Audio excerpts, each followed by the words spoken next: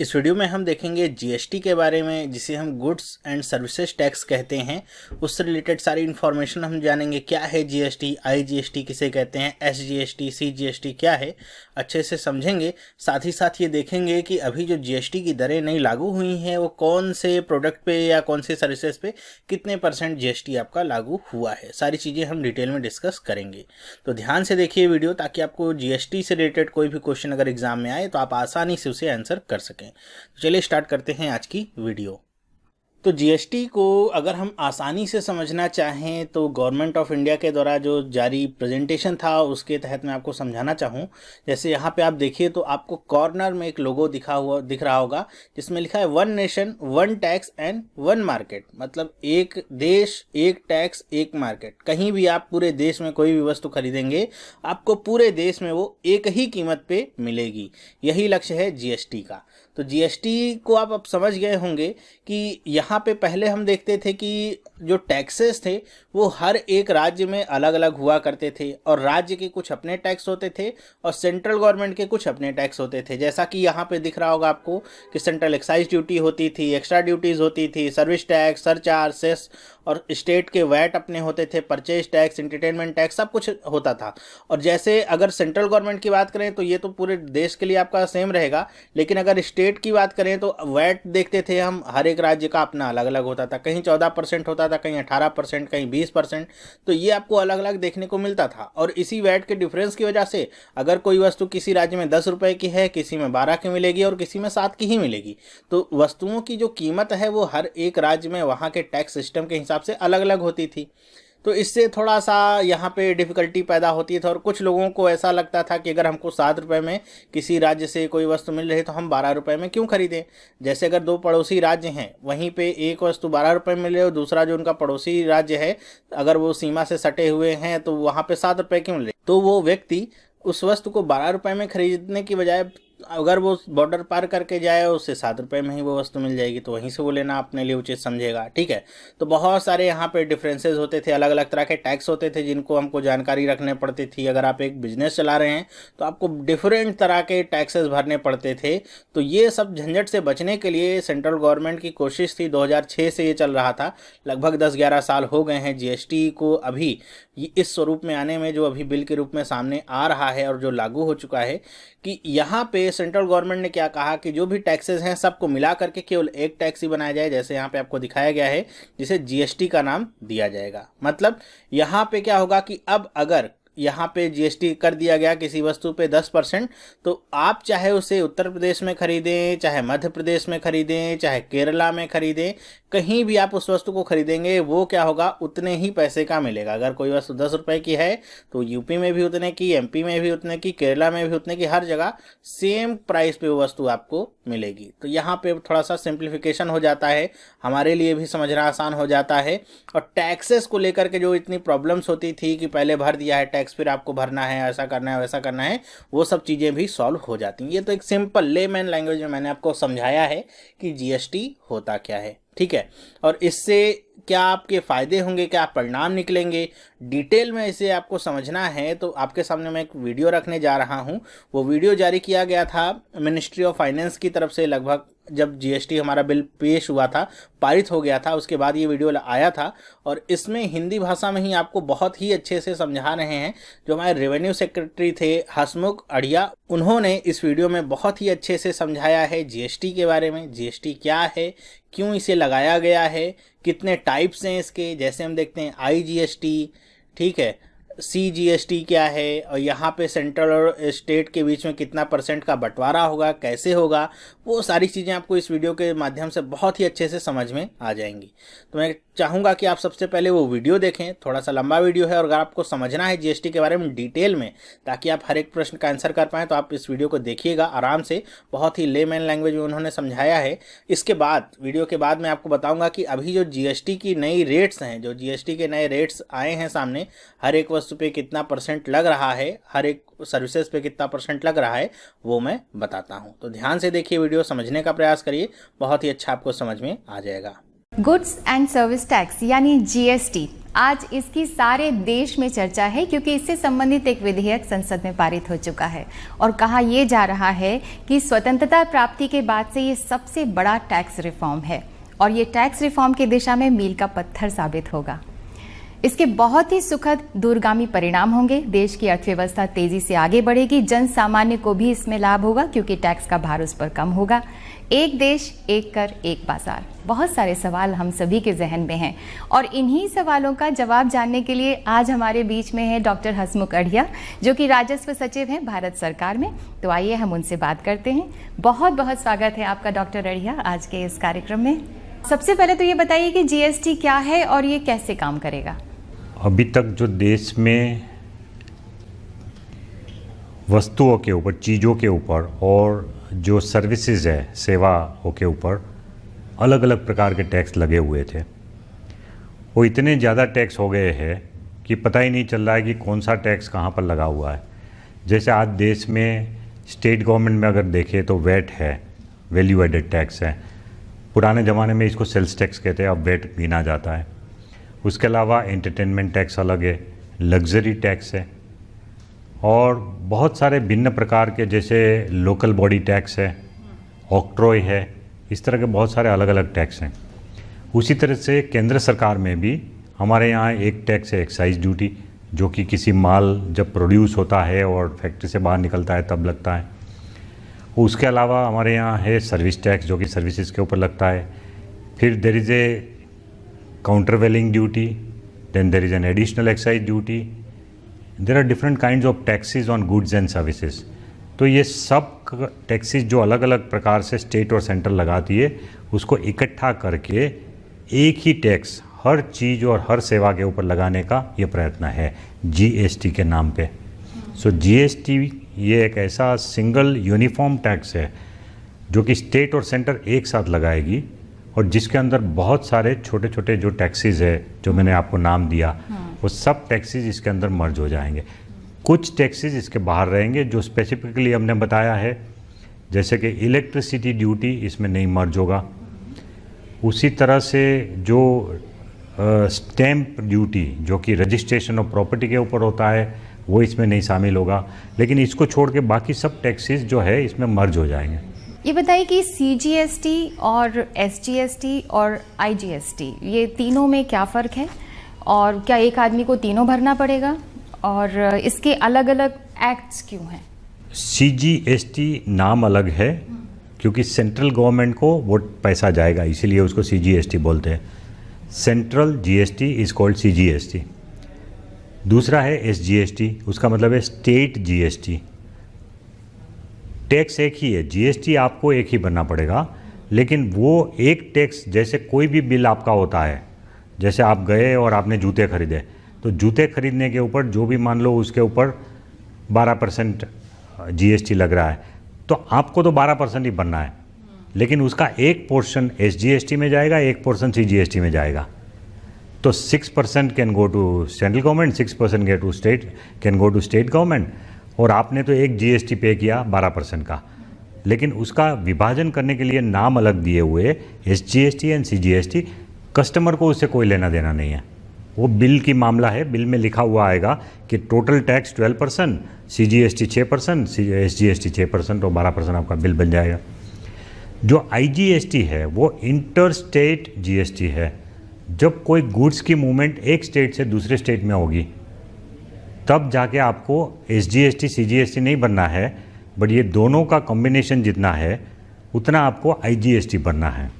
तो जैसे एक स्टेट में से माल दूसरे स्टेट में गया तो वो आईजीएसटी भर के ही जा सकता है माल वो, and that IGST will be equivalent to CGST plus SGST. वो दोनों मिलके जो टैक्स बनेगा उतना ही आईजीएसटी होगा। वो नाम के वास्ते उसको अलग कहते हैं, वो अलग इसलिए कहते हैं आईजीएसटी उसको कि वो फाइनल टैक्स नहीं है। आईजीएसटी एक इंटरिम टैक्स है। आईजीएसटी का उपयोग जो आगे वाला व्यापारी है, जैसे एक व्यापारी ने गुजरात से माल महाराष्ट्र में भेजा, तो महाराष्ट्र में जो माल गया वो दूसरे व्यापारी ने खरीदा, तो उसके ऊपर उसने आईजीएसटी भर के, गुजरात में आईजीएसटी भर के फिर वो महाराष्ट्र को भेजा। अब महाराष्ट्र में अगर वो माल बेचा जाएगा तो उसके ऊपर वो व्यापारी को एसजीएसटी एंड सीजीएसटी दोनों भरना पड़ेगा। तो वो भरने के लिए जो IGST उसने पे किया है गुजरात में, उसकी जो क्रेडिट मिलेगी वो उसको मिल जाएगी। उसकी जो भी टैक्स की लायबिलिटी महाराष्ट्र में होगी, उसमें से जो टैक्स वो भर चुके हैं IGST के रूप में, वो उसमें से सेट ऑफ मिल जाएगा। विच मीन्स कि IGST फाइनल टैक्स नहीं है, IGST सिर्फ बीच का टैक्स है, जो कि अल्टीमेटली कंज्यूमर के ऊपर नहीं जाएगा, वो बीच की अरेंजमेंट है। फाइनली कंज्यूमर के ऊपर जब बिल बनेगा तो उसमें IGST का नाम आएगा ही नहीं, उसमें तो वही लगेगा CGST 6% या SGST 6% या CGST 9%, SGST 9%, 18% या जो भी रेट डिसाइड करे सरकार। तो उस तरह से वो CGST SGST का डिवीज़न है और IGST तो इंटरिम टैक्स है। तो GST के अंतर्गत वस्तुओं और सेवाओं के जो क्रेडिट है उसका क्रॉस यूटिलाइजेशन हो सकता है क्या? यस, वहीं उसका फ़ायदा है। जो GST का मेन फ़ायदा ये, आज क्रॉस यूटिलाइजेशन नहीं हो रहा है। आज की जो टैक्स सिस्टम है, जैसे किसी एक माल का उत्पादन हुआ, उसके ऊपर हमने एक्साइज ड्यूटी लगा दी। अब वो एक्साइज ड्यूटी भरने के बावजूद वो माल जब किसी स्टेट में जाके बेचा जाएगा तो उस स्टेट का VAT लगता है, वेट लगता है, और वो वेट जब भरने जाएंगे तब एक्साइज ड्यूटी की क्रेडिट नहीं मिल रही है उसको, वो इनपुट टैक्स क्रेडिट नहीं मिल रही है एक्साइज ड्यूटी, क्योंकि एक्साइज ड्यूटी सेंट्रल गवर्नमेंट का स्टेट टैक्स है और वेट जो है वो स्टेट गवर्नमेंट का है। सो दोनों का जो क्रॉस यूटिलाइजेशन नहीं हो रहा है, उसी प्रॉब्लम को दूर करने के लिए GST नाम का एक सिंगल टैक्स बनाया जा रहा है कि अगर किसी एक ही माल के ऊपर आपने पहले वाले स्टेज में कोई भी टैक्स भरा है GST, तो उसके बाद दोबारा उसका जब रीसेल होगा तो उसके ऊपर उसकी इनपुट टैक्स क्रेडिट आपको मिलेगी और आपकी टोटल लायबिलिटी में घटावा होगा। बहुत बड़ी बड़ी बातें हम लोग कर रहे हैं, लेकिन मान लीजिए कि मैं एक छोटी कारोबारी हूँ, मेरा एक ब्यूटी पार्लर है और मैं 1 लाख रुपए महीना कमाती हूँ, या कोई मिस्त्री है, तो क्या उसे भी इन सब झंझट में पड़ना होगा, उसे भी ये सब टैक्स देना होगा? उसके बारे में आप कुछ बताइए, क्योंकि बहुत सारी बातें इस तरह की उठ रही हैं। देखिए, ऐसा है कि GST की लायबिलिटी ट्रेडर के ऊपर आती है, जो फाइनल रिटेल में जो माल बेचता है या जो डिपार्टमेंटल स्टोर में लोग माल बेचते हैं, जो फाइनल कंजम्पशन स्टेज पे आएगा और उससे पहले वाले लोगों ने जो भरा है उसका इनपुट टैक्स क्रेडिट मिल जाएगा। तो लेकिन इसमें जो छोटे कारोबारी वाले लोग हैं उनके लिए एक एग्जम्पशन लिमिट है। वो एग्जम्पशन लिमिट शायद 25 लाख तक फिक्स होगी। अभी स्टेट और सेंटर के बीच में इसके बारे में एक गहन चर्चा चल रही है कि कितना रखना चाहिए। तो मोर और लेस एक अंडरस्टैंडिंग हो गई है कि या 20 या 25 लाख तक की लिमिट होगी। तो इसका मतलब ये है कि अगर आप कोई छोटे व्यवसायी है और आपका सालाना 1 साल का टर्नओवर मीन्स टोटल आपकी जो इनकम है उस सर्विस में से या उस मैन्युफैक्चरिंग में से या उस व्यापार से, अगर टोटल टर्नओवर आपका 25 लाख से नीचे का है तो फिर आपको ये GST भरना नहीं होगा। ऐसा एक एग्जम्पशन लिमिट उसमें डाला जाएगा। इसमें बहुत ड्यूअल कंट्रोल की बात हो रही है, तो ये बताइए कि स्टेट के लिए अलग जवाबदेही होगी और केंद्र के लिए अलग जवाबदेही होगी? देखिए, ऐसा है कि लोग ये समझ रहे हैं कि GST में 2 अथॉरिटी टैक्स करेगी, CGST central government, SGST state government. ऐसा नहीं है। जो व्यापारी है उसके लिए तो एक ही रजिस्ट्रेशन है, एक ही रिटर्न फाइल करना है और उसकी जो भी आगे की कार्रवाई होगी वो भी एक ही अथॉरिटी करेगी। तो ये बात नहीं है कि 2 अलग अलग अथॉरिटी है, 2 अलग अलग एक्ट है, क्योंकि CGST का एक्ट पार्लियामेंट पास करेगी, वैसा ही कॉपी डिट्टो वो एक्ट स्टेट असेंबली भी पास करेगी। तो जो पावर टू टैक्स वो 2 अलग अलग एक्ट में से हमको मिले हैं, लेकिन उसकी जो पूरी प्रोसीजर है वो यूनिफॉर्म है। एक व्यापारी दोनों अथॉरिटी में अलग अलग रजिस्ट्रेशन नहीं करवाना है, उसको एक ही रजिस्ट्रेशन करवाना है एक स्टेज पे। उसके बाद रिटर्न भी सिंगल फाइल करना है और रिटर्न फाइल करने के बाद वो कंप्यूटर विल डिसाइड कि CGST का पोर्शन क्या है, SGST का क्या है। उस तरह से सेंट्रल गवर्नमेंट को एक हिस्सा चला जाएगा जो पैसा उसने भरा और एक स्टेट गवर्नमेंट को चला जाएगा। तो व्यापारी के लिए ये कोई उलझन नहीं। फिर उसके बाद रिटर्न उसने फाइल किया, रिटर्न फाइल करने के बाद लोग ये समझते हैं कि फिर कल जाके राज्य के कॉमर्शियल टैक्स डिपार्टमेंट से भी नोटिस आ जाएगी और केंद्र के सर्विस टैक्स और एक्साइज डिपार्टमेंट वालों से भी आ जाएगी। ऐसा नहीं है। एक ही कोई अथॉरिटी को ये पावर दिया जाएगा कि एक व्यापारी के साथ वही एक अथॉरिटी उनके साथ डील करेगी। तो अगर आपको कोई नोटिस दी जाती है, अगर आपने रिटर्न में कोई गड़बड़ किया है, तो वो नोटिस देने का अधिकार या तो स्टेट गवर्नमेंट को दिया जाएगा या सेंट्रल को, दोनों को एक साथ ही अधिकार नहीं मिलेगा। सो आपके लिए तो सिंगल अथॉरिटी ही होगी, एज ए व्यवसायी के लिए, एक व्यापारी के लिए तो सिर्फ एक अथॉरिटी के साथ डील करने का होगा। आपने अभी रिटर्न की बात किया, तो सबसे पहले तो बताइए कि रजिस्ट्रेशन किसी व्यापारी को करना है वो कैसे करेगा, भुगतान करना है तो कैसे करेगा, और रिटर्न फाइल करना है तो इसकी थोड़ी सी प्रोसीजर आप समझाइए ज़रा। अभी देश में जिन लोगों ने वैट में रजिस्ट्रेशन ऑलरेडी लिया हुआ है और जिन्होंने सर्विस टैक्स का रजिस्ट्रेशन लिया हुआ है, एक्साइज का रजिस्ट्रेशन लिया हुआ है, उनको कोई नया रजिस्ट्रेशन लेने की ज़रूरत नहीं पड़ेगी। उनका जो डेटा है वो हमारे पास है ऑलरेडी, तो हम उनको ऑटोमेटिकली जीएसटी में माइग्रेट कर देंगे। वेट का जिस जिस स्टेट में रजिस्ट्रेशन उनका हुआ है वो सब, जैसे किसी एक स्टेट में लोगों ने अपना वेट रजिस्ट्रेशन लिया है तो उनको फिर से दोबारा रजिस्ट्रेशन की प्रोसीजर नहीं करनी है, बिकॉज जीएसटी आ रहा है। उनका पूरा डेटा हमारे पास आ जाएगा कंप्यूटर में, जीएसटी में। वो डेटा जब माइग्रेट हो जाएगा तो उसके बाद एक शायद उनको ईमेल जाएगी या तो उनको एक पत्र जाएगा कि कुछ कुछ उनके जो डेटा है वो मिसिंग है उसमें, क्योंकि हर स्टेट में अलग अलग इन्फॉर्मेशन अवेलेबल है। अब हमको तो यूनिफॉर्म डेटाबेस बनाना है, तो ये संभव है कि एक पत्र उनको पहुंचेगा या ईमेल पहुंचेगी कि भाई आपको इतनी एडिशनल इन्फॉर्मेशन हमको देनी होगी आपका रजिस्ट्रेशन चालू रखने के लिए। उसके लिए एक अवधि दी जाएगी, एक समय दिया जाएगा, और वो बेसिक इन्फॉर्मेशन 2-3 चीज़ें जो है वो उनसे मांग ली जाएगी, और वो जब पत्र आए तो वो ऑनलाइन वो इन्फॉर्मेशन दे पाएंगे। उसके लिए उनको कोई ऑफिस में जाने की ज़रूरत नहीं है। पूरी रजिस्ट्रेशन की प्रक्रिया ऑनलाइन है। जो पुराने हैं उनका ऑनलाइन डेटा ऑटोमेटिक आ जाएगा और उनको एक नंबर दिया जाएगा, पासवर्ड दिया जाएगा। वो नंबर और पासवर्ड से वो अपना वेबसाइट का अपना अकाउंट खोलेंगे, अपनी सब डिटेल देख पाएंगे। उसमें एड्रेस चेंज करना है, उसमें व्यापार का प्रकार चेंज करना है, पार्टनर्स का नाम चेंज करना है, तो वो सब चीज़ ऑनलाइन कर सकते हैं, अपने आप चेंज कर सकते हैं अपने लॉगिन और पासवर्ड डाल के। वो करने के बाद उनका डेटा ठीक हो जाएगा। और जो नए वाले हैं जो कि बिल्कुल नए तरीके से अपना बिजनेस शुरू पहली बार कर रहा है, जो अभी तक वेट में रजिस्टर्ड नहीं है, सर्विस टैक्स में भी नहीं है, एक्साइज में भी नहीं है, तो उन लोगों को अलग से रजिस्ट्रेशन ऑनलाइन करना पड़ेगा। सिंपल रजिस्ट्रेशन है। वो रजिस्ट्रेशन ऑनलाइन करने के बाद 3 दिन में अगर उनको कोई ऑब्जेक्शन नहीं आता है डिपार्टमेंट की तरफ से, तो ऑटोमेटिक मान लिया जाएगा कि उनका रजिस्ट्रेशन हो चुका है और उनको एक नंबर मिल जाएगा 3 दिन में। इस तरह का एक सिंपल रजिस्ट्रेशन प्रोसीजर है।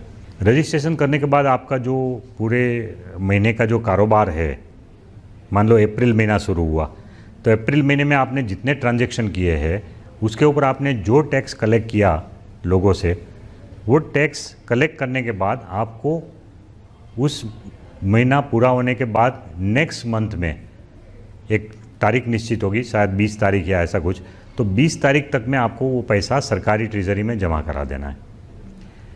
और साथ साथ आपको एक रिटर्न जो कि आपने किस किस को माल सप्लाई किया, वो रिटर्न आपको भरना पड़ेगा 10 तारीख तक महीने की, और वो सब रिटर्न फाइल करना है, आपको ऑनलाइन करना है। लेकिन मैंने जैसे पहले समझाया कि छोटे कारोबारी तो इसमें से आउट ही है, इसलिए छोटे लोगों को चिंता करने की ज़रूरत नहीं है। 25 लाख से ऊपर वाले अगर कारोबारी होंगे तो उनको ये कंप्यूटर में करना भी बहुत आसान है। उसके लिए अलग अलग प्रोग्राम भी अकाउंटिंग के मिल रहे हैं, बाहर सॉफ्टवेयर मिल रहे हैं, जो कि वो उसमें रिकॉर्ड रखेगा अपने ट्रांजैक्शन की, और वो सब ट्रांजैक्शन ऑटोमेटिकली एक दिन में स्विच दबाने से कंप्यूटर में अपलोड हो जाएंगे सब ट्रांजैक्शन। तो इस तरह से रिटर्न भरना है सप्लाईज का, कि आपने किस किस को सप्लाई किया उसका करना है। जो दूसरे लोगों ने सप्लाई के ट्रांजैक्शन इनपुट किया है उसके आधार पे आपका अपना परचेस के ट्रांजैक्शन ऑटोमेटिक आपके अकाउंट में आ जाएगा, और फिर वो आपको अलग से करने की ज़रूरत नहीं पड़ेगी 15 तारीख तक। फिर ये सप्लाई एंड परचेस दोनों के आधार पे आपका एक रिटर्न बन जाएगा, वो भी ऑटोमेटिक हो जाएगा 20 तारीख तक। तो 20 तारीख तक कंप्यूटर में ही आपका रिटर्न तैयार हो जाएगा, और उसमें अगर आप देख सकते हैं कि मेरे रिटर्न में कोई चीज़ छूट तो नहीं गई ना, छूट गई है कोई परचेज या सेल का ट्रांजैक्शन, तो 20 तारीख तक आप उसको ठीक कर सकते हैं, उसके बाद उसको आप आगे बढ़ा सकते हैं। सो इस तरह का इलेक्ट्रॉनिक IT बेस्ड सिस्टम है जिसमें हर ट्रांजैक्शन की जानकारी आएगी कंप्यूटर में, और ट्रांजैक्शन मैच भी हो जाएंगे। सो सही मात्रा में लोगों ने टैक्स भरा है कि नहीं वो हम पकड़ पाएंगे। तो IT की बहुत महत्वपूर्ण भूमिका है इसमें IT का बहुत महत्व है, लेकिन IT इतना सिंपल बना दिया हमने कि किसी छोटे से छोटे व्यापारी को भी इसमें कोई तकलीफ नहीं होगी। एकदम सरल प्रकार का सॉफ्टवेयर है। उसको फाइल करने की विधि भी इतनी है कि अगर कोई घर में कोई एक यंग लड़का जो 10वीं पास है वो भी अगर उसको सीख ले तो वो अपने आप रिटर्न फाइल कर सकता है। ये बताइए कि ईज ऑफ डूइंग बिजनेस की बात हो रही है कि आप भारत के किसी भी कोने में हो, आपके लिए बिजनेस करना कोई बहुत मुश्किल काम नहीं है, तो इस पर कुछ कहना चाहेंगे? देखिए, ये जीएसटी जो है ना, उससे काफ़ी सुविधा बिजनेस को हो जाएगी, क्योंकि अभी जैसे एक स्टेट से दूसरे टैक्स में जब माल जा रहा है तो उसके ऊपर एक सेंट्रल सेल्स टैक्स भी लगता है, और वो सेंट्रल सेल्स टैक्स जो है उसके ऊपर फिर आपको इनपुट टैक्स क्रेडिट नहीं मिल रही है नेक्स्ट स्टेज में, तो ये सीएसटी हट जाएगा। सीएसटी हट जाएगा तो बॉर्डर के ऊपर जो चेकिंग करने का एक मूव था कि हर स्टेट चाहता है कि भाई हमारा स्टेट का माल जब बाहर जा रहा है तो अगर उसने सिर्फ सीएसटी 2% भरा है तो वो माल एक्चुअली एक्सपोर्ट होना चाहिए, तो बॉर्डर पे चेक होगा, ट्रक को खड़ी करेंगे, पूछेंगे कि भाई आपने सीएसटी भरा है तो आपका माल गया कि नहीं गया, उसका हिसाब किताब पूछेंगे, सब कागज़ पूछेंगे, तो ये सब खत्म हो जाएगा। जहाँ जहाँ ऑक्ट्रोय है वो ऑक्ट्रोय भी एबोलिश हो जाएगी, सो उसके लिए भी गाड़ी को रोकने की ज़रूरत नहीं पड़ेगी। सो ट्रक का जो मूवमेंट है वो एकदम आसान हो जाएगा। जो दोनों स्टेट के बॉर्डर के बीच में या किसी सिटी के अंदर एंटर करने के टाइम जो चेक पोस्ट थे, वो चेक पोस्ट पे जो घंटों भर ट्रक खड़ी रहती थी वो सब कम हो जाएगी, और उसके कारण जो मूवमेंट ऑफ गुड्स एकदम आसान हो जाएंगे। फिर दूसरा ये है कि क्योंकि पूरे देश में टैक्स रेट एक हो जाएगा, तो फिर आपको कोई वो सोचने की ज़रूरत नहीं है कि भाई मैं एक स्टेट में फैक्ट्री डालूँ कि दूसरे स्टेट में डालूँ। आपको जहाँ मर्जी फैक्ट्री डालिए और जहाँ मर्जी माल बेचिए, हर जगह टैक्स का रेट एक है। सो जहाँ आपकी फैक्ट्री है उस स्टेट का रेट आपको देखने की ज़रूरत नहीं है, और जहाँ आप माल बेचना चाहते हैं उस स्टेट का भी रेट की देखने की ज़रूरत नहीं है। तो उस हिसाब से बिजनेसमैन के लिए एक आसान हो जाएगा ये डिसीज़न लेना कि कहाँ हम बिज़नेस करें। पूरा देश एक बन जाएगा इसमें। राज्य की बात हो रही है, कहीं ना कहीं राज्यों को ये कहीं संशय ना हो कि उनके हित मारे जा रहे हैं या उनकी इनकम मारी जा रही है, तो उन्हें कैसे कंपनसेट करेंगे हम? देखिए, उसके लिए हमने राज्यों को पूरी कॉन्स्टिट्यूशनल अमेंडमेंट में ही हमने उनको एक गारंटी दी है कि किसी भी राज्य को अगर 5 साल तक नुकसान होगा जो अभी कमा रहे उसमें, तो उसमें हम उसको कॉम्पनसेट कर देंगे सेंट्रल गवर्नमेंट। तो इसलिए राज्य को कोई चिंता नहीं होनी चाहिए। चिंता होनी चाहिए तो सेंट्रल गवर्नमेंट को होनी चाहिए कि ये जीएसटी लागू करने के बाद सेंट्रल गवर्नमेंट के पास इतने रिसोर्सेज आएंगे जो कि हमारा अभी का बजट की पूर्ति कर दे, उसके अलावा हमारे पास इतने पैसे बचे कि हम स्टेट को भी कॉम्पनसेट कर सके। सो जो चिंता होनी चाहिए इस मामले में वो सेंट्रल गवर्नमेंट को होनी चाहिए, स्टेट को तो बिल्कुल निश्चिंत होकर इसमें आगे बढ़ना है। इसमें अलग अलग लोगों को किस तरह से फ़ायदे होंगे? आपने कारोबारियों की बात की, राज्य को क्या फ़ायदा होगा, केंद्र को क्या होगा, और सबसे बड़ी बात उपभोक्ता को क्या फ़ायदा होगा? करों की कमी की बात हम सुन रहे हैं, तो इसके बारे में कुछ रोशनी डालेंगे? देखिए, मैंने जैसे बताया कि व्यापारियों को क्या फ़ायदा होगा कि ईज़ ऑफ डूइंग बिजनेस हो जाएगा। सरकार को ये फ़ायदा होगा कि जो टैक्स का इवेजन आज हो रहा है उसमें रोक लगेगी, तो ये उम्मीद की जा रही है कि इसमें कंप्लायंस बढ़िया होगा, इसलिए राज्यों की और केंद्र की आमदनी बढ़ेगी। सिर्फ टैक्स की चोरी को कम करने से, टैक्स को रेट बढ़ाने से नहीं। और कंज्यूमर को ये फ़ायदा होगा कि जैसे आज है अलग अलग प्रकार के टैक्स है, और कुल मिला के तो एक चीज़ के ऊपर 32% तक चला जाता है टैक्स आज की तारीख में। तो जैसे अलग अलग टैक्स है, वेट है, एक्साइज ड्यूटी है, सर्विस टैक्स है, लग्जरी टैक्स, एंटरटेनमेंट टैक्स, ये सब मिला के टोटल जो इंसिडेंस ऑफ टैक्स है एक आइटम के ऊपर वो 30% तक भी है कुछ कुछ कॉमोडिटी में। तो जब जीएसटी आएगा तो ये अलग अलग टैक्स ख़त्म हो जाएंगे, और ऑन द होल हम ये उम्मीद करते हैं कि ज़्यादातर आइटम के ऊपर टैक्स का जो बर्डन है वो कम होगा। टैक्स कलेक्शन और टैक्स एडमिनिस्ट्रेशन में दक्षता आएगी, ऐसी बात सुनने में आ रही है, तो भारत सरकार इसे कैसे एडमिनिस्टर करेगी? एक तो ये पूरा सिस्टम है आदमियों के ऊपर निर्भर करने के बदले में टेक्नोलॉजी के ऊपर डिपेंड करेगा, सो उससे डेफिनेटली सिस्टम में एक एफिशिएंसी आएगी। दूसरा कि एडमिनिस्ट्रेशन में जो ऑफिसर्स इन्वॉल्व है उनकी भी अच्छी तरह से ट्रेनिंग की जा रही है, ताकि ऐसा नहीं हो कि भाई लोगों को कोई गलत प्रकार की हैरेसमेंट हो। इसके सब नियम कानून सब अलग होंगे, तो हम स्टाफ की भी ट्रेनिंग कर रहे हैं और लोगों को समझाने के भी मॉड्यूल हमने बनाए हैं कि लोगों को प्रशासित करने के लिए भी कुछ ट्रेनिंग मॉड्यूल हम बनाएंगे, यूट्यूब में डालेंगे, सोशल मीडिया में डालेंगे, छोटे छोटे क्लिप्स डालेंगे, और जहाँ जहाँ संभव होगा हमारे ऑफिसर्स हर सिटी में टाउन हॉल में मीटिंग करेंगे, व्यापारियों को समझाएंगे। इसके लिए भी हमने एक व्यापक अभियान का भी एक प्रबंध इसमें किया है, जो कि दिसंबर के बाद बहुत ज़ोर से शुरू होगा। लोगों को समझाने का जो प्रबंध है, तो दिसंबर से लेके मार्च तक में हम पूरी जगह फैल जाएंगे और लोगों को समझाएंगे कि ये जीएसटी क्या है, आपको कैसे कंप्लाई करना है। आयात जो राज्य से राज्य में होगा उसमें किस तरह से कर लगाया जाएगा? अभी जब कोई माल विदेश से आता है देश के अंदर, तो उसके ऊपर कस्टम ड्यूटी तो जैसे लग रहा था वैसे ही लगेगा। कस्टम ड्यूटी जीएसटी में शामिल नहीं हो रहा है, कस्टम ड्यूटी अलग है। बट कस्टम ड्यूटी के अलावा वहाँ हम लोग एक छोटा सा पोर्शन लगा रहे थे सीवीडी, जो एक्साइज ड्यूटी के बदले में लगाते हैं।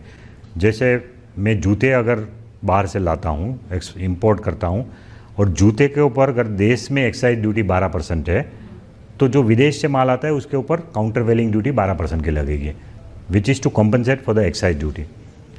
और स्टेट के जो टैक्स है वो अलग है यहाँ, लेकिन वो इंपोर्ट के ऊपर नहीं लग रहे थे अभी तक।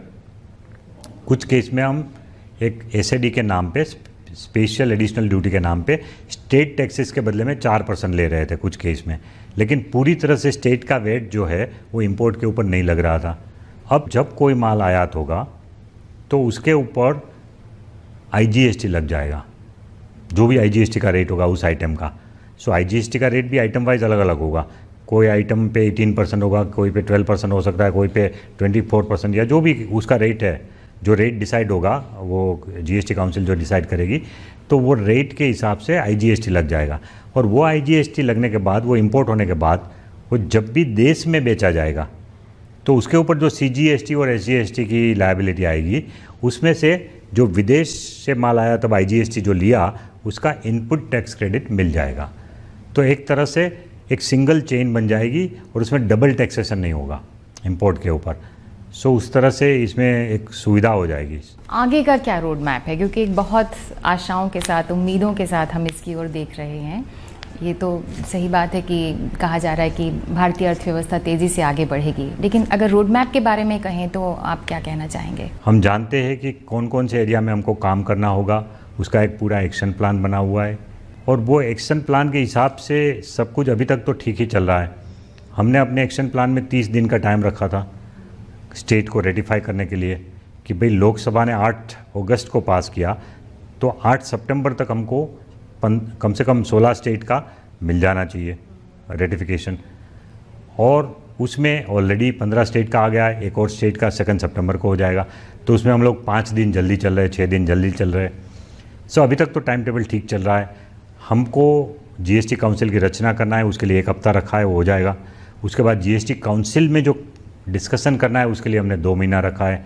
वो 2 महीने का टाइम भी वी होप कि डिस्कशन में राज्यों के साथ अच्छे से हमारे सब मसले निपट जाए 2 महीने में।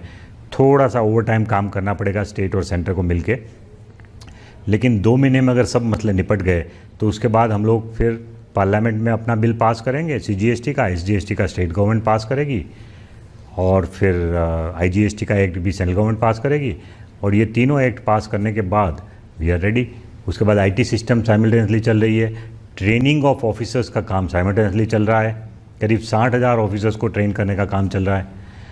और वो सब साइमल्टेनियसली करने के बाद by February we hope to be ready completely. साथ साथ बिजनेसमैन को भी हम अपील कर रहे हैं कि भाई आप भी अपना तैयारी कीजिए, उनका जो ईआरपी सिस्टम है, आईटी सिस्टम है, उसको जीएसटी के लिए तैयार करिए। इस तरह का हम व्यापारियों को भी विनंती अब से कर रहे हैं, जो बड़े बड़े उद्योग गृह है उनको। और वी होप कि वो लोग भी अपनी टाइम टेबल बना के ये जीएसटी के लिए मार्च एंड तक तैयार हो जाए। तो हमारी तो ये उम्मीद है कि देश में इतना बड़ा सुधार कि जिसके लिए देश ने 10 साल तक राह देखा है, अब उसमें और कोई विलम्ब नहीं हो। तो केंद्र सरकार की तरफ से हमारी पूरी तैयारी है, हम कमिटेड है इस मामले में कि भाई जितना जल्दी हो सके जीएसटी को लगाना है। एक जो आखिरी सवाल एक लेमैन की हैसियत से मेरे दिमाग में आ रहा है कि जन जागरूकता कैसे फैलाएंगे? मान लीजिए किसी को कोई इस बारे में कोई शक है या उसके कन्फ्यूजन है, तो ये सब चीज़ें आप जन जागरूकता कैसे फैलाएंगे? लोगों तक कैसे पहुंचेंगे कि हम ये हैं, हम ये कर रहे हैं और आपको ऐसा नहीं करना है, कोई कन्फ्यूजन की ज़रूरत नहीं है? देखिए, इसके लिए हम आईटी के मॉड्यूल्स बनाएंगे, छोटे छोटे मॉड्यूल, जिसमें क्वेश्चन आंसर के रूप में ये सब क्वेश्चन के जवाब होंगे। सो अगर कोई भी आदमी इंटरनेट सर्च करेगा तो भी उस पर मिल जाएगा। उसके अलावा आईटी में मान लो वो नहीं पहुंच पाता है, तो हर जगह पे हम लोग मीटिंग करेंगे, छोटी छोटी मीटिंग भी छोटे छोटे शहरों में। फिर न्यूज़पेपर एडवर्टाइजमेंट के द्वारा भी हम इसका प्रचार करेंगे। और उसके अलावा हम एक कॉल सेंटर बनाएंगे स्टेट लेवल पे और सेंट्रल लेवल पे भी। तो हर स्टेट में एक बहुत बड़ा कॉल सेंटर होगा जिसमें 24/7 किसी को भी कोई क्वेश्चन है जीएसटी के ऊपर तो कॉल सेंटर में फ़ोन करके पूछ पाएंगे। इस तरह का एक कॉल सेंटर बनाने का भी प्रावधान हम कर रहे हैं। और जीएसटीएन की जो हमारी आईटी सिस्टम है उसका एक अलग कॉल सेंटर बनेगा कि किसी को अगर मान लो रिटर्न फाइल करने में दिक्कत आ रही है, किसी को समझ में नहीं आ रही है कि कौन सा बटन दबाए, तो उसके लिए भी फ़ोन करके वो कॉल सेंटर में पूछ के उसको कॉप अप कर सकते हैं। तो अपनी बात को इसी बात से सम अप करूँ मैं ये कहते हुए कि मेरा देश बदल रहा है, आगे बढ़ रहा है, जीएसटी जो है वो उसी को चरितार्थ कर रहा है। बहुत बहुत धन्यवाद डॉक्टर हसमुखड़िया जी। अभी हम बातचीत कर रहे थे डॉक्टर हसमुखड़िया से जो कि राजस्व सचिव हैं भारत सरकार में। बहुत बहुत धन्यवाद, नमस्कार। तो वीडियो के द्वारा आपको ये तो समझ में आ गया होगा जीएसटी क्या है, कितने टाइप्स हैं, इसका रोड मैप क्या है, सारी चीज़ें बहुत ही अच्छे से समझ में आ गई होंगी।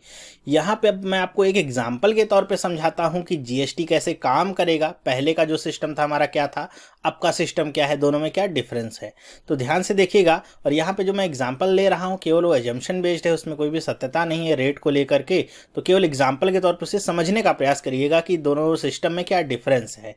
मैं मानता हूं कि अगर कोई प्रोडक्ट है, मान लेता हूं एक्स है, एक्स प्रोडक्ट है। अगर यहाँ पे मैं बात करता हूं कि अभी तक जो हमारा टैक्स सिस्टम था, या कह लूँ प्रेजेंट टैक्स सिस्टम कहूँ, प्रेजेंट टैक्स सिस्टम मतलब जीएसटी वाला नहीं है, ठीक है। तो जो नॉन जीएसटी या कह सकता हूँ, या प्रेजेंट तो अभी रहा ही नहीं, तो नॉन जीएसटी जो हमारा टैक्स सिस्टम था वो क्या था उसे समझने का प्रयास करते हैं। मान लेते हैं कोई प्रोडक्ट एक्स है, इसे बेचा जा रहा है कहाँ पे, लखनऊ से मान लीजिए बेचा जा रहा है कहाँ पे, कानपुर में, ठीक है। ये कानपुर में बेचा जा रहा है, कितना रुपए कीमत है इसकी, तो इसकी कीमत है 1000 रुपये, 1000 रुपये कीमत है। तो जब लखनऊ से इसे कानपुर में बेचा जाएगा, जो पहले नॉन जीएसटी सिस्टम था उसके तहत 1000 की कीमत पे वैट कितना लगेगा, वैट मान लेते हैं लग रहा है 10% का, तो 10% का वैट लगेगा 1000 पे, तो ये कितना हो जाएगा, 100 रुपये हो जाएगा। तो कानपुर में जो ये सामान पहुंचेगा तो कितना रुपए उसको पे करना पड़ेगा, 1100 रुपये पे करना पड़ेगा इस सामान के लिए, ठीक है। आगे यही जो प्रोडक्ट है कानपुर से बेचा जा रहा है कहाँ पे, न्यू दिल्ली में, ठीक है, दिल्ली में बेचा जाता है। तो अभी ये प्रोडक्ट कितने का है, 1100 रुपये का है। जो भी व्यक्ति इसको बेच रहा है वो अपना मार्जिन इसमें रखता है, प्रॉफिट मार्जिन 1000 रुपये का रखता है, तो ये कितने का हो जाता है, 2100 रुपये का हो जाता है। तो 2100 का जब प्रोडक्ट न्यू दिल्ली में बेचा जाएगा तो इस पे लगता था CST, मतलब सेंट्रल सेल्स टैक्स, मान लेते हैं उसकी भी जो दर थी 10% है, तो अगर 10% निकालें 2100 का तो कितना आ जाएगा, 210 रुपये। तो ये जो व्यक्ति यहाँ पे न्यू दिल्ली वाला होगा वो कितने में खरीदेगा उसे, 2100 रुपये तो उसकी कीमत ही है, और 210 रुपये टैक्स भी भरेगा, तो टोटल कितना हो जाएगा, 2310 रुपये उसकी कीमत निकलेगी उसी प्रोडक्ट की, एक्स की, ओके। पहले लखनऊ से कानपुर गया तब तो वो एक ही स्टेट में था तो वैट लगा, लेकिन जब उसने स्टेट पार किया यूपी से दिल्ली में गया तो वहाँ पे CST लगा 10% का, 210 रुपये, और ये 2310 रुपये उसकी कीमत हो जाती है प्रोडक्ट की न्यू दिल्ली पहुँचते पहुँचते। लेकिन अगर हम बात करते हैं जीएसटी सिस्टम, तो ये कैसे काम करता है। सेम प्रोडक्ट में लेता हूँ एक्स, जिसकी इनिशियल कीमत कितनी है, 1000 रुपये, ठीक है, 1000 रुपये का ये है। सबसे पहले वही करते हैं कि ये लखनऊ से कहाँ पे बेचा जाता है, कानपुर में। कानपुर में अगर बेचा जाता है, ये आपका 1000 रुपये कीमत है, तो इस पे आपका लगेगा क्या, CGST लगेगा। CGST का मतलब आप समझ गए होंगे, मान लेते हैं 5% है तो कितना हो जाएगा, 50 रुपये। और इस पे क्या लगेगा, इस सेंट्रल का तो GST लग गया, स्टेट का भी GST यहाँ पे लगा SGST, तो इसकी भी दर हम मान लेते हैं 5% है, तो ये भी कितना हो गया, 50 रुपये। तो टोटल कितना टैक्स भरना पड़ गया, 100 रुपये। बात वही हो जाती है, कानपुर में प्रोडक्ट कितने का पहुंचता है, 1100 रुपये का उपलब्ध होगा। लेकिन यही प्रोडक्ट अगर कहाँ से बेचा जाए, कानपुर से आगे भेजा जाता है कहाँ पे, न्यू दिल्ली में, तो क्या होता है देखिए कि यहाँ पे अब प्रोडक्ट की कीमत कितनी है, 1100 रुपये है, प्रॉफिट मार्जिन में उतना ही रखता हूँ, कितना, 1000 रुपये। तो अब वो व्यक्ति 2100 रुपये में इस प्रोडक्ट को बेचेगा, आगे फॉरवर्ड करेगा न्यू दिल्ली में। तो अब पहले क्या लगता था, CST लगता था, यहाँ पे क्या लगेगा, अभी हमने देखा था कि अगर हम एक राज्य से दूसरे राज्य के अंतर्गत ट्रेड करते हैं तो वहाँ पे क्या लगता है, IGST लगता है, ठीक है, इंटर स्टेट। तो IGST यहाँ पे लगेगा। तो IGST मान लेता हूँ मैं कितना है, 10% ही है। तो 10% के हिसाब से कितना हो जाएगा 2100 का, यह हो जाएगा 210 रुपये। तो यहाँ पे कीमत कितनी हो जाएगी इसकी, 2310 रुपये। देखिए दोनों में कोई अंतर आया, कोई अंतर नहीं आया। सेम बात यहाँ भी है, सेम बात यहाँ भी है, बस टैक्सेस का डिफरेंस है कैसे लग रहा है। लेकिन यहाँ पे डिफरेंस आपको देखने को मिलेगा। क्यों? क्योंकि यहाँ पे जो GST सिस्टम है उसमें यह व्यवस्था की गई है कि यहाँ पे जो आपने CGST और SGST पे किया है इसे आप क्लेम कर सकते हैं। यहाँ पे ये सिस्टम पहले ऐसा नहीं था कि अपने वैट को क्लेम कर सकते हैं CST में, लेकिन यहाँ पे अब आपने जो पहले CGST और SGST पे कर दिया था उसके तहत आप IGST में क्लेम अपना कर सकते हैं। तो अब यहाँ पे जो आपने पहले 100 रुपये पे किए थे टैक्स के रूप में वो घट जाएंगे। तो टोटल आपको कितना टैक्स देना पड़ेगा, 110 रुपये। तो अब इसकी कीमत 2310 रुपये नहीं बल्कि कितनी होगी, 2210 रुपये में ये उपलब्ध होगा न्यू दिल्ली में। तो प्रेजेंट सिस्टम जो है GST का उसके हिसाब से देखा जाए तो वही वस्तु जो 1000 रुपये से न्यू दिल्ली तक चली थी कानपुर होकर 2210 रुपये में मिल रही है। लेकिन अगर पुराने सिस्टम को देखा जाए तो वही वस्तु 2310 रुपये मिल रही थी, क्योंकि वहाँ पे ऐसा कोई क्लेम करने वाला सीन नहीं था। मेरे ख्याल से एक सिंपल एग्जाम्पल के तौर पे भी आपको समझ में आ गया होगा कि GST कैसे काम करता है और क्या इसका मतलब होता है और यहाँ पे क्या बेनिफिट हो सकते हैं कंज्यूमर को, ठीक है। तो ये आपको समझ में होगा। अब हम देखते हैं कि GST के क्या क्या स्लैब्स हैं। जैसे ये अभी हमने देखा था 5% और यहाँ पे 10% कर दिया, और ये वस्तु क्या थी ये मैंने डिसाइड नहीं किया था। तो अब यहाँ पे अलग अलग वस्तुओं पे अलग अलग टैक्स स्लैब बनाया गया है, ठीक है। वो टैक्स स्लैब क्या है, किसी वस्तु पे टैक्स लगेगा ही नहीं, किसी पे 5% लगेगा, किसी पे 12, किसी पे 28। वो क्या है समझने का प्रयास करते हैं। अब हम देख लेते हैं कुछ यहाँ पे जो अपडेटेड GST रेट्स हैं वो क्या हैं, कहाँ पे टैक्स लग रहा है, कितना लग रहा है, वो सारी चीज़ें। तो जैसे यहाँ पे लिखा गया है कि गवर्नमेंट ने कुल 1211 आइटम्स को अलग अलग टैक्स स्लैब में रखा है। तो सबसे पहले मैं बात कर लेता हूँ कुछ ऐसी सर्विसेज और गुड्स जिनके ऊपर कोई भी टैक्स नहीं लग रहा है, नो टैक्स यहाँ पे लिखा गया है। वो आप देख सकते हैं। गुड्स के बारे में बात करें जैसे फ्रेश मीट हो गया, चिकन हो गया, eggs, milk, butter milk, curd, natural honey, vegetables, flour, besan, bread, prasad, salt, bindi, sindoor, stamps, judicial paper, printed books, newspapers, bangles, handlooms, ETC। ये सारी वो वस्तुएं हैं जिन पे कोई भी टैक्स नहीं लग रहा है GST के अंतर्गत, ठीक है। और कुछ सर्विसेज भी हैं जिसके अंतर्गत कोई भी टैक्स नहीं लग रहा है। तो वो सर्विसेज कौन सी हैं, जैसे होटल या फिर आप कोई लॉज लेते हैं जिसका जो टैरिफ है वो 1000 रुपये से नीचे का है, तो उस पर भी आपको कोई भी टैक्स नहीं देना है, किसी भी तरह का टैक्स नहीं देना है, ठीक है। या फिर यहाँ पे क्या लिखा है, grandfathering services has been exempted under the GST के अंतर्गत ये सारी सर्विसेज क्या हैं, एग्जम्प्ट की गई हैं, मतलब इस पर कोई भी टैक्स आपको नहीं देना है। तो सबसे पहला तो ये था नो टैक्स वाले कौन से गुड्स और सर्विसेज हैं, तो इनको आप ध्यान से देखिएगा। जो ज़्यादातर कहते हैं जो GST है वो जो 18% वाला जो स्लैब है उसके अंतर्गत लाया गया है। 18% के अंदर ही ज़्यादातर वस्तुओं को कवर किया गया है, वो भी हम सब देखेंगे और देखेंगे कितने आपके यहाँ पे टैक्स स्लैब बनाए गए हैं। ये भी आपके लिए एक इम्पॉर्टेंट फैक्टर होगा समझने के लिए। नेक्स्ट मैं बात करूँ तो जो आपका टैक्स स्लैब है वो है 5% का। 5% यहाँ पे टैक्स कौन से गुड्स पे लग रहा है, fish fillet, cream, skimmed milk powder, branded paneer, frozen vegetable, देखिए क्या है frozen vegetables, coffee, tea, spices, pizza, bread, rusk, sabudana, kerosene, coal, medicine, stent, life boat. इसमें आप कुछ चीज़ों को ध्यान से देखिएगा, जैसे केरोसिन, कोल, मेडिसिन, इस पे कितना लग रहा है, इस पे लग रहा है 5%, ठीक है। ये मतलब एग्जाम में पूछा जा सकता है, टी एंड कॉफ़ी ये, या इस पे कितना लग रहा है, 5% लग रहा है GST, ओके। और 5% टैक्स सर्विसेज कौन सी हैं जिस पे लग रहा है, जैसे ट्रांसपोर्ट सर्विसेज हो गए, रेलवे, एयर ट्रांसपोर्ट, या फिर स्मॉल रेस्टोरेंट वगैरह हो गए। ये सब भी आपके 5% वाली कैटेगरी में ही आते हैं, क्योंकि क्या इनका मेन जो इनपुट है वो क्या है, पेट्रोलियम है। नेक्स्ट हम देखते हैं कि जो टैक्स स्लैब है वो कितने का है, 12% का है। 12% के अंतर्गत कौन कौन सी वस्तुएं हैं, जैसे फ्रोजन मीट हो गया, मीट प्रोडक्ट्स हो गए अलग अलग, बटर हो गया, चीज़ हो गया, घी, ड्राई फ्रूट्स जो भी हैं पैक्ड फॉर्म में, animal fat, sauces, fruit juice, bhujia, namkeen, ये सब 12% के अंतर्गत आएंगे। आयुर्वेदिक मेडिसिन, ये ध्यान रखिएगा, आयुर्वेदिक मेडिसिन कितने में है, 12% के टैक्स स्लैब में इनको रखा गया है। अगरबत्ती, कलरिंग बुक्स वगैरह जो भी हैं वो सब भी किस में है, 12% में ही है। सेल फोन्स ये भी देखिए किस में है, 12% के अंतर्गत ही इसको रखा गया है। 12% में कौन कौन सी सर्विसेज हैं, जैसे आप नॉन AC कोई होटल लेते हैं 1000 से ज़्यादा उसका टैरिफ होना चाहिए, या फिर बिजनेस क्लास का एयर टिकट लेते हैं, फर्टिलाइजर्स हैं, या वर्क कॉन्ट्रैक्ट्स हैं वो सब किसके अंतर्गत हैं, 12% के सर्विस टैक्स के अंतर्गत वो आएंगे।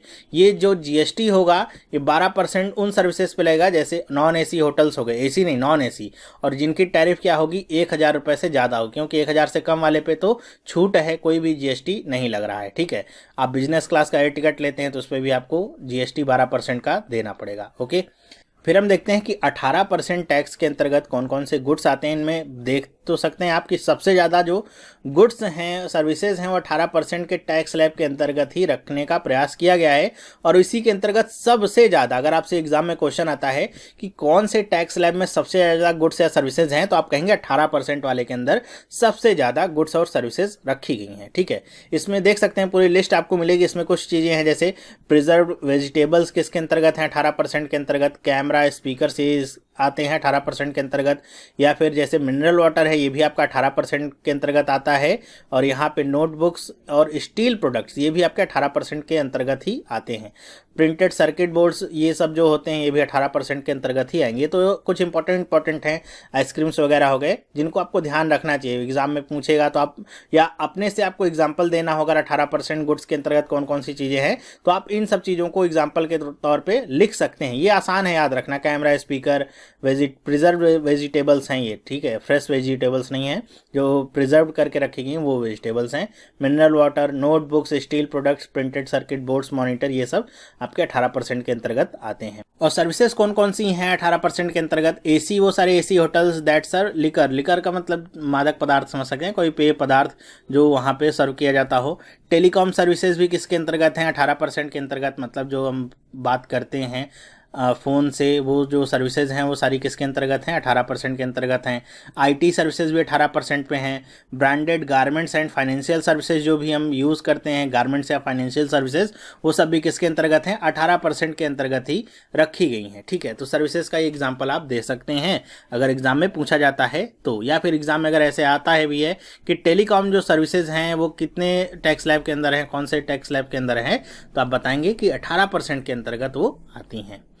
नेक्स्ट मैं बात करता हूँ 28% के अंदर कौन कौन सी वस्तुएं आपकी शामिल की गई हैं।